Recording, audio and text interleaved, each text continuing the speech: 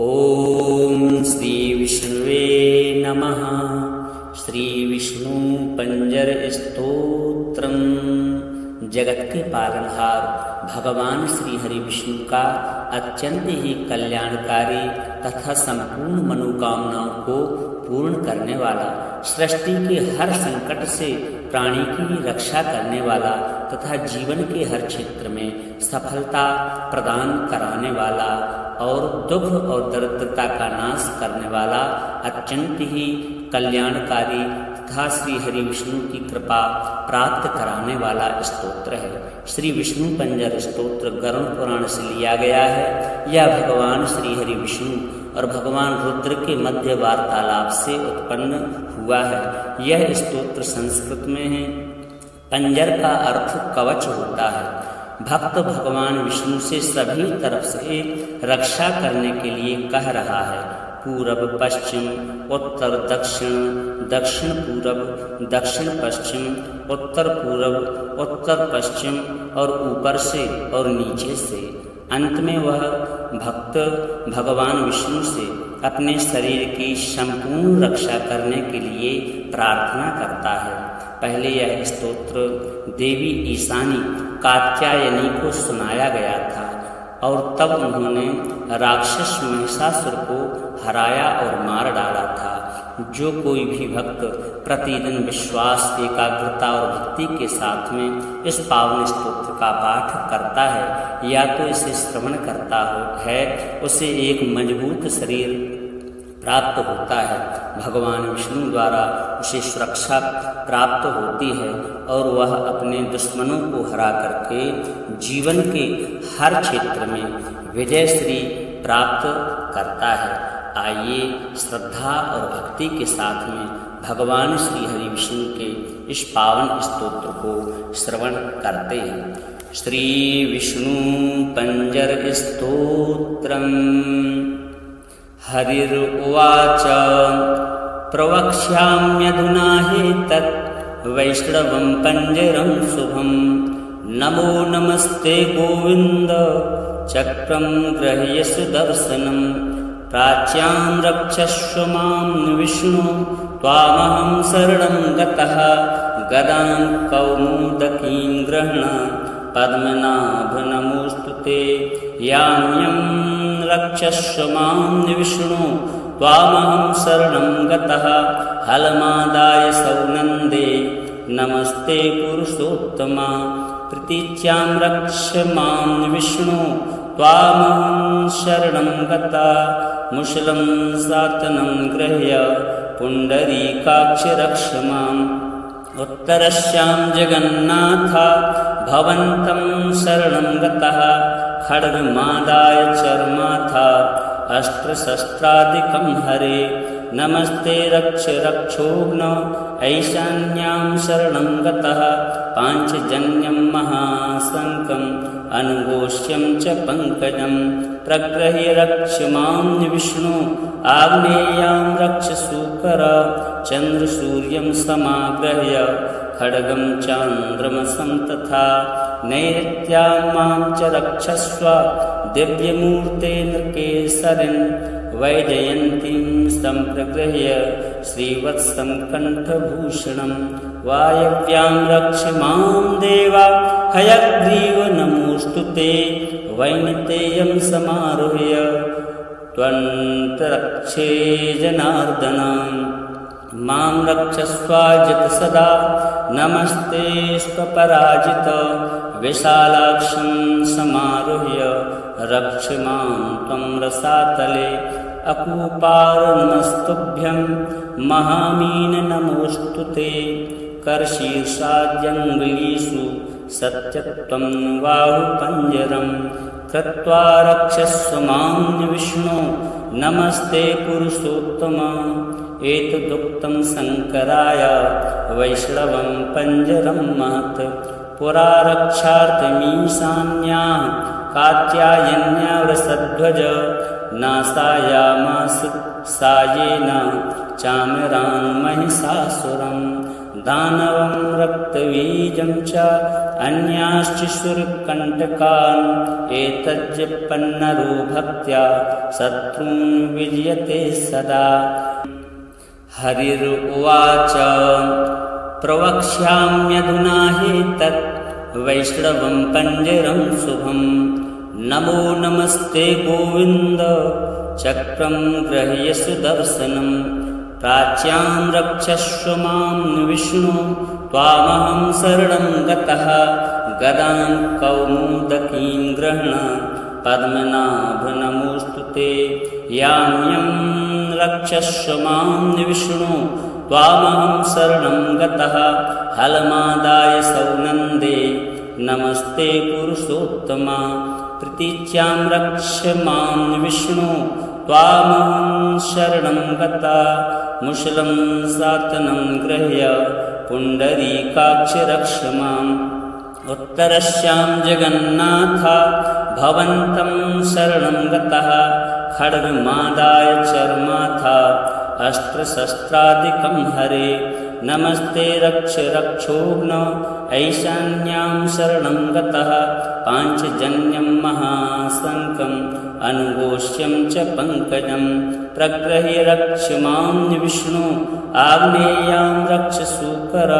चन्द्रसूर्यं समाग्रह्य खड्गं चान्द्रमसं तथा। नैऋत्यां मां च रक्षस्व दिव्यमूर्ते नृकेसरिन्। वैजयन्तीं सम्प्रगृह्य श्रीवत्सं कण्ठभूषणं।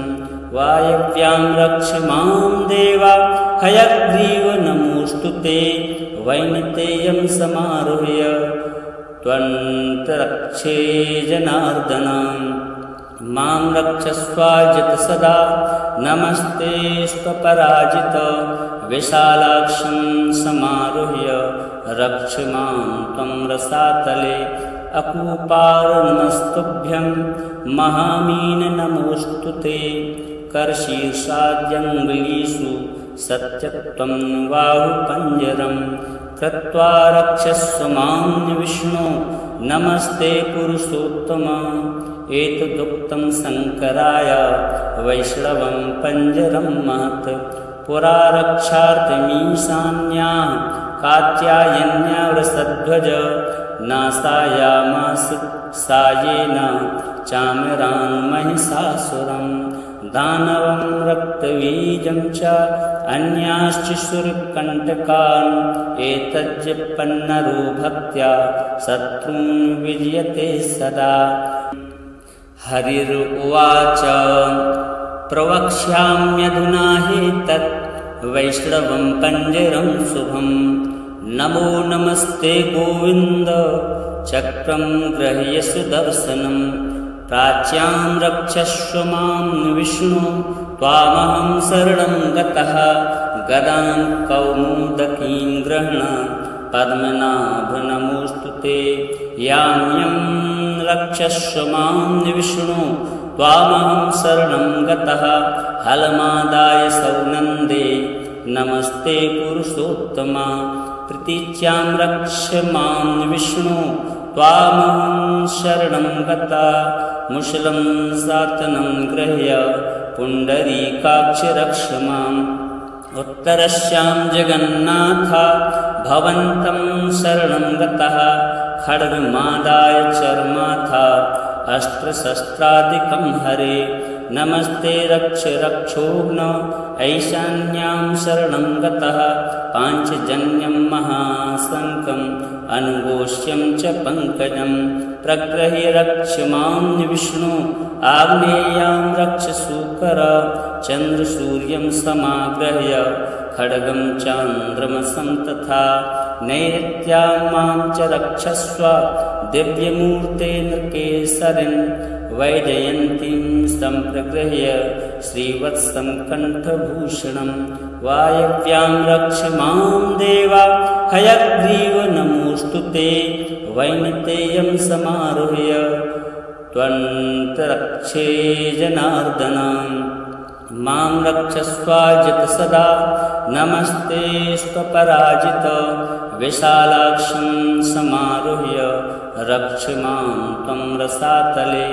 अकूपार्नमस्तुभ्यं महामीन नमोऽस्तु ते करशीर्षाद्यङ्गुलीषु सत्यत्वं बाहुपञ्जरं कृत्वा रक्षस्व मां विष्णो नमस्ते पुरुषोत्तम एतदुक्तं शङ्कराय वैष्णवं पञ्जरं महत् पुरा रक्षार्थमीशान्या कात्यायन्या वृषध्वज नासायामास सायेन चामरान् महिषासुरं दानवं रक्तबीजं च अन्याश्च शूरकण्टकान् एतज्जपन्नरो भक्त्या शत्रून् विजयते सदा।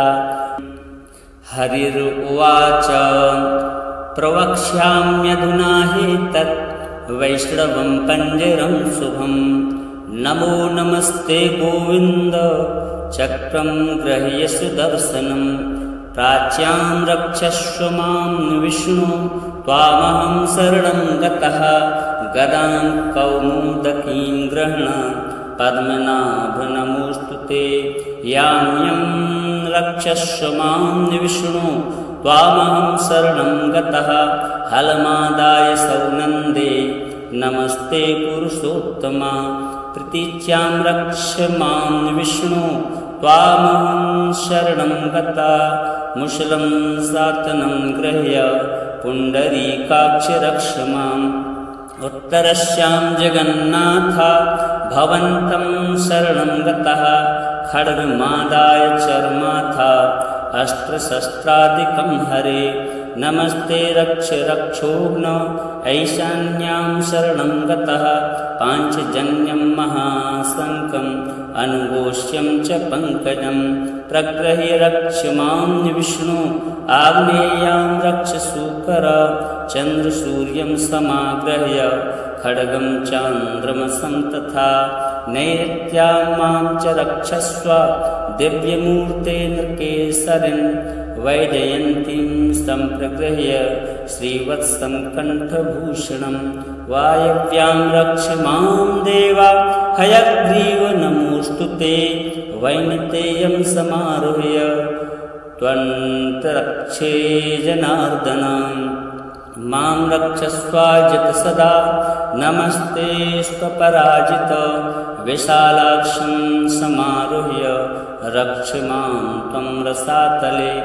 अकूपार्नमस्तुभ्यं महामीन नमोऽस्तु ते करशीर्षाद्यङ्गुलीषु सत्यत्वं बाहुपञ्जरं कृत्वा रक्षस्व मां विष्णो नमस्ते पुरुषोत्तम एतदुक्तं शङ्कराय वैष्णवं पञ्जरं महत् पुरा रक्षार्थमीशान्या कात्यायन्या वृषध्वज नासायामास सायेन चामरान् महिषासुरं दानवं रक्तबीजं च अन्याश्च शूरकण्टकान् एतज्जपन्नरो भक्त्या शत्रून् विजयते सदा। हरिरुवाच प्रवक्ष्याम्यधुना ह्येतत् वैष्णवं पञ्जरं शुभं नमो नमस्ते गोविन्द चक्रं गृह्य सुदर्शनं प्राच्यां रक्षस्व मां विष्णु त्वामहं शरणं गतः गदां कौमुदकीं गृह्ण पद्मनाभ नमोऽस्तु ते यां रक्षस्व मां विष्णु त्वामहं शरणं गतः हलमादाय सौनन्दे नमस्ते पुरुषोत्तमा प्रतीच्यां रक्ष मां विष्णु त्वामहं शरणं गता मुशलं सातनं गृह्य पुण्डरीकाक्ष रक्ष माम् उत्तरस्यां जगन्नाथ भवन्तं शरणं गतः खड्गमादाय चर्माथ अस्त्रशस्त्रादिकं हरे नमस्ते रक्ष रक्षोघ्न ऐशान्यां शरणं गतः पाञ्चजन्यं महाशङ्कम् अनुगोष्यं च पङ्कजं प्रग्रह्य रक्ष मां विष्णु आग्नेयां रक्ष सूकर चन्द्रसूर्यं समाग्रह्य खड्गं चान्द्रमसं तथा नैऋत्यां मां च रक्षस्व दिव्यमूर्ते नृकेसरिन् वैजयन्तीं सम्प्रगृह्य श्रीवत्सं कण्ठभूषणं वायव्यां रक्ष मां देवा हयग्रीव नमोऽस्तु ते वैनतेयं समारुह्य त्वन्तरक्षे जनार्दन मां रक्षस्वाजित सदा नमस्ते स्वपराजित विशालाक्षं समारुह्य रक्ष मां त्वं रसातले अकूपार नमस्तुभ्यं महामीन नमोऽस्तु ते करशीर्षाद्यङ्गुलीषु सत्यत्वं बाहुपञ्जरं कृत्वा रक्षस्व मां विष्णो नमस्ते पुरुषोत्तम एतदुक्तं शङ्कराय वैष्णवं पञ्जरं महत् पुरा रक्षार्थमीशान्या कात्यायन्या वृषध्वज नासायामास सायेन चामरान् महिषासुरं दानवं रक्तबीजं च अन्याश्च शूरकण्टकान् एतज्जपन्नरो भक्त्या शत्रून् विजयते सदा।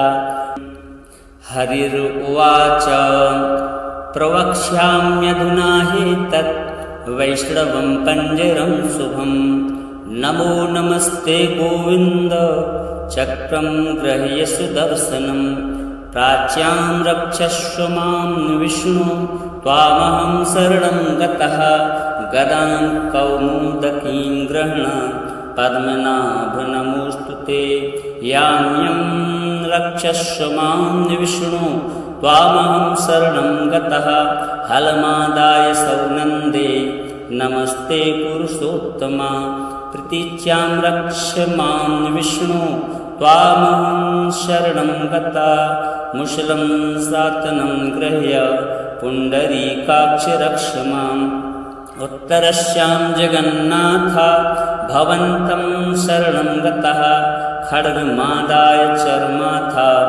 अस्त्रशस्त्रादिकं हरे नमस्ते रक्ष रक्षोघ्न ऐशान्यां शरणं गतः पाञ्चजन्यं महाशङ्खम् अनुघोष्यं च पङ्कजं प्रगृह्य रक्ष मां विष्णु आग्नेयां रक्ष सूकर चन्द्रसूर्यं समाग्रह्य खड्गं चान्द्रमसं तथा नैऋत्यां मां च रक्षस्व दिव्यमूर्ते नृकेसरिन् वैजयन्तीं सम्प्रगृह्य श्रीवत्सं कण्ठभूषणं वायव्यां रक्ष मां देवा हयग्रीव नमोऽस्तु ते वैनतेयं समारुह्य त्वन्तरक्षे जनार्दन मां रक्षस्वाजित सदा नमस्ते स्वपराजित विशालाक्षं समारुह्य रक्ष मां त्वं रसातले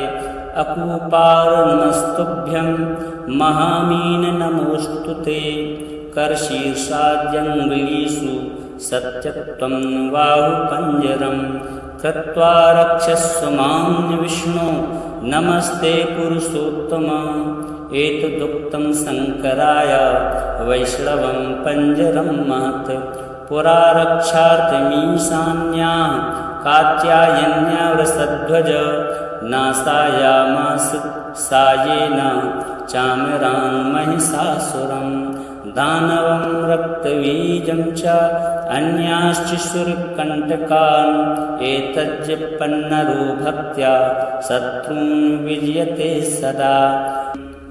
हरिरुवाच प्रवक्ष्याम्यधुना ह्येतत् वैष्णवं पञ्जरं शुभं नमो नमस्ते गोविन्द चक्रं गृह्य सुदर्शनं प्राच्यां रक्षस्व मां विष्णु त्वामहं शरणं गतः गदां कौमुदकीं गृह्ण पद्मनाभ नमोऽस्तु ते याम्यं रक्षस्व मां विष्णु त्वामहं शरणं गतः हलमादाय सौनन्दे नमस्ते पुरुषोत्तमा प्रतीच्यां रक्ष मां विष्णु त्वामहं शरणं गता मुशलं सातनं गृह्य पुण्डरीकाक्ष रक्ष माम् उत्तरस्यां जगन्नाथ भवन्तं शरणं गतः खड्गमादाय चर्माथ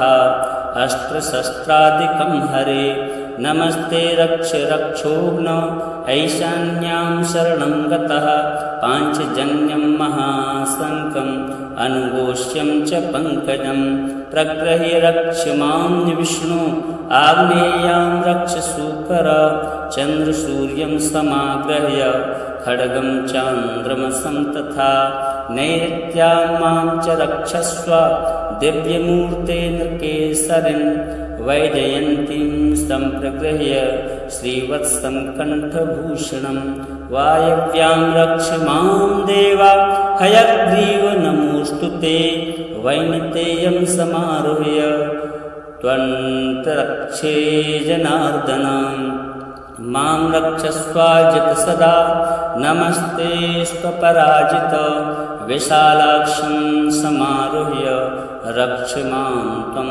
रसातले अकूपार नमस्तुभ्यं महामीन नमोऽस्तु ते करशीर्षाद्यङ्गुलीषु सत्यत्वं बाहुपञ्जरं कृत्वा रक्षस्व मां विष्णु नमस्ते पुरुषोत्तम एतदुक्तं शङ्कराय वैष्णवं पञ्जरं महत् पुरा रक्षार्थमीशान्या कात्यायन्या वृषध्वज नासायामास सायेन चामरान् महिषासुरं दानवं रक्तबीजं च अन्याश्च शूरकण्टकान् एतज्जपन्नरो भक्त्या शत्रून् विजयते सदा।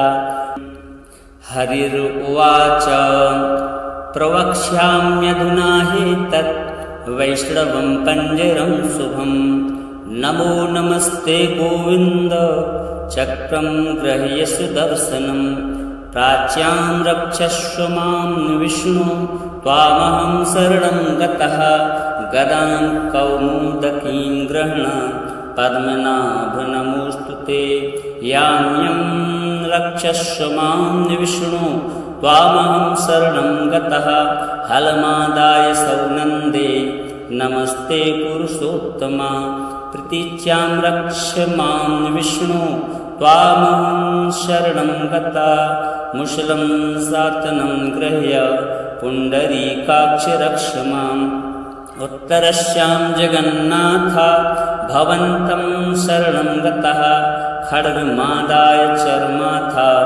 अस्त्रशस्त्रादिकं हरे नमस्ते रक्ष रक्षोघ्न ऐशान्यां शरणं गतः पाञ्चजन्यं महाशङ्खम् अनुगोष्यं च पङ्कजं प्रग्रह्य रक्ष मां विष्णु आग्नेयां रक्ष सूकर चन्द्रसूर्यं समाग्रह्य खड्गं चान्द्रमसं तथा नैऋत्यां मां च रक्षस्व दिव्यमूर्ते नृकेसरिन् वैजयन्तीं सम्प्रगृह्य श्रीवत्सं कण्ठभूषणं वायव्यां रक्ष मां देवा हयग्रीव नमोऽस्तु ते वैनतेयं समारुह्य त्वन्तरक्षे जनार्दन मां रक्षस्वाजित सदा नमस्ते स्वपराजित विशालाक्षं समारुह्य रक्ष मां त्वं रसातले अकूपार नमस्तुभ्यं महामीन नमोऽस्तु ते करशीर्षाद्यङ्गुलीषु सत्यत्वं बाहुपञ्जरं कृत्वा रक्षस्व मां विष्णु नमस्ते पुरुषोत्तम एतदुक्तं शङ्कराय वैष्णवं पञ्जरं महत् पुरा रक्षार्थमीशान्या कात्यायन्या वृषध्वज नासायामास सायेन चामरान् महिषासुरं दानवं रक्तबीजं च अन्याश्च शूरकण्टकान् एतज्जपन्नरो भक्त्या शत्रून् विजयते सदा। हरिरुवाच प्रवक्ष्याम्यधुना ह्येतत् वैष्णवं पञ्जरं शुभं। नमो नमस्ते गोविन्द चक्रं गृह्य सुदर्शनं। प्राच्यां रक्षस्व मां विष्णु त्वामहं शरणं गतः। गदां कौमुदकीं गृह्ण पद्मनाभ नमोऽस्तु ते। यां यं रक्षस्व मां विष्णु त्वामहं शरणं गतः। हलमादाय सौनन्दे नमस्ते पुरुषोत्तमा। प्रतीच्यां रक्ष मां विष्णु त्वामहं शरणं गता। मुशलं सातनं गृह्य पुण्डरीकाक्ष रक्ष माम्। उत्तरस्यां जगन्नाथ भवन्तं शरणं गतः। खड्गमादाय चर्माथ अस्त्रशस्त्रादिकं हरे। नमस्ते रक्ष रक्षोघ्न ऐशान्यां शरणं गतः। पाञ्चजन्यं महाशङ्खम् अनुघोष्यं च पङ्कजं। प्रगृह्य रक्ष मां विष्णु आग्नेयां रक्ष सूकर। चन्द्रसूर्यं समागृह्य खड्गं चान्द्रमसं तथा। नैऋत्यां मां च रक्षस्व दिव्यमूर्ते नृकेसरिन्। वैजयन्तीं सम्प्रगृह्य श्रीवत्सं कण्ठभूषणं। वायव्यां रक्ष मां देवा हयग्रीव नमोऽस्तु ते। वैनतेयं समारुह्य त्वन्तरक्षे जनार्दन। मां रक्षस्वाजित सदा नमस्ते स्वपराजित। विशालाक्षं समारुह्य रक्ष मां त्वं रसातले। अकूपार नमस्तुभ्यं महामीन नमोऽस्तु ते। करशीर्षाद्यङ्गुलीषु सत्यत्वं बाहुपञ्जरं। कृत्वा रक्षस्व मां विष्णु नमस्ते पुरुषोत्तम। एतदुक्तं शङ्कराय वैष्णवं पञ्जरं महत्। पुरा रक्षार्थमीशान्या कात्यायन्या वृषध्वज। नाशायामास सायेन चामरान् महिषासुरं। दानवं रक्तबीजं च अन्याश्च शूरकण्टकान्। एतज्जपन्नरो भक्त्या शत्रून् विजयते सदा। हरिरुवाच प्रवक्ष्याम्यधुना ह्येतत् वैष्णवं पञ्जरं शुभं। नमो नमस्ते गोविन्द चक्रं गृह्य सुदर्शनं। प्राच्यां रक्षस्व मां विष्णु त्वामहं शरणं गतः। गदां कौमुदकीं गृह्ण पद्मनाभ नमोऽस्तु ते। यां यं रक्षस्व मां विष्णु त्वामहं शरणं गतः। हलमादाय सौनन्दे नमस्ते पुरुषोत्तमा। प्रतीच्यां रक्ष मां विष्णु त्वामहं शरणं गता।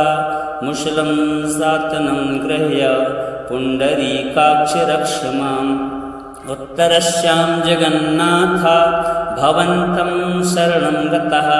खड्गमादाय चर्माथ अस्त्रशस्त्रादिकं हरे। नमस्ते रक्ष रक्षोघ्न ऐशान्यां शरणं गतः।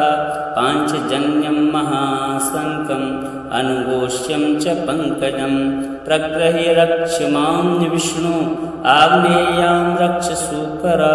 चन्द्रसूर्यं समागृह्य खड्गं चान्द्रमसं तथा। नैऋत्यां मां च रक्षस्व दिव्यमूर्ते नृकेसरिन्। वैजयन्तीं सम्प्रगृह्य श्रीवत्सं कण्ठभूषणं। वायव्यां रक्ष मां देवा हयग्रीव नमोऽस्तु ते। वैनतेयं समारुह्य त्वन्तरक्षे जनार्दन। मां रक्षस्वाजित सदा नमस्ते स्वपराजित। विशालाक्षं समारुह्य रक्ष मां त्वं रसातले। अकूपार नमस्तुभ्यं महामीन नमोऽस्तु ते। करशीर्षाद्यङ्गुलीषु सत्यत्वं बाहुपञ्जरं। कृत्वा रक्षस्व मां विष्णो नमस्ते पुरुषोत्तम एतदुक्तं शङ्कराय वैष्णवं पञ्जरं महत् पुरा रक्षार्थमीशान्या कात्यायन्या वृषध्वज नाशायामास सायेन चामरान् महिषासुरं दानवं रक्तबीजं च अन्याश्च शूरकण्टकान् एतज्जपन्नरो भक्त्या शत्रून् विजयते सदा।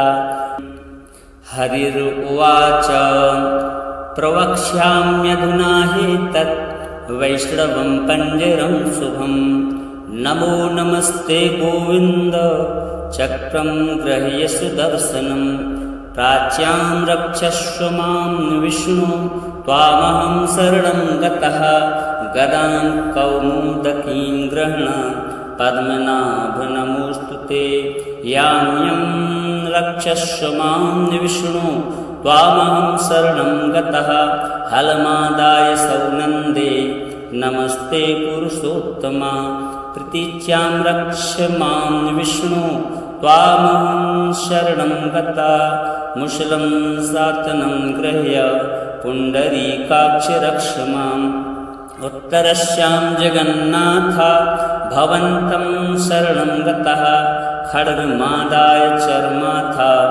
अस्त्रशस्त्रादिकं हरे नमस्ते रक्ष रक्षोघ्न ऐशान्यां शरणं गतः पाञ्चजन्यं महाशङ्खम् अनुघोष्यं च पङ्कजं प्रगृह्य रक्ष मां विष्णु आग्नेयां रक्ष सूकर चन्द्रसूर्यं समाग्रह्य खड्गं चान्द्रमसं तथा नैऋत्यां मां च रक्षस्व दिव्यमूर्ते नृकेसरिन् वैजयन्तीं सम्प्रगृह्य श्रीवत्सं कण्ठभूषणं वायव्यां रक्ष मां देवा हयग्रीव नमोऽस्तु ते वैनतेयं समारुह्य त्वन्तरक्षे जनार्दन मां रक्षस्वाजित सदा नमस्ते स्वपराजित विशालाक्षं समारुह्य रक्ष मां त्वं रसातले अकूपार नमस्तुभ्यं महामीन नमोऽस्तु ते करशीर्षाद्यङ्गुलीषु सत्यत्वं बाहुपञ्जरं कृत्वा रक्षस्व मां विष्णु नमस्ते पुरुषोत्तम एतदुक्तं शङ्कराय वैष्णवं पञ्जरं महत् पुरा रक्षार्थमीशान्या कात्यायन्या वृषध्वज नाशायामास सायेन चामरान् महिषासुरं दानवं रक्तबीजं च अन्याश्च शूरकण्टकान् एतज्जपन्नरो भक्त्या शत्रून् विजयते सदा।